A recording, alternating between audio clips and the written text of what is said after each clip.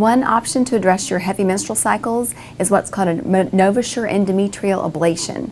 This is a very popular procedure. It takes about 15 minutes.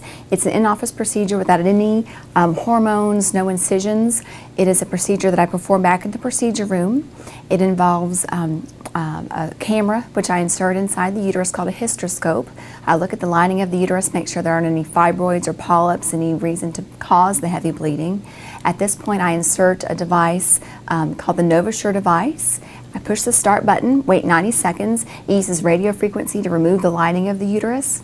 Afterwards, I push the stop button, remove the Novasure device, insert the camera one more time to make sure we've removed all the lining, and then the procedure's done when we've removed all the lining of the uterus. So you either don't have periods, or if you do have periods, they're very light, a little bit of spotting.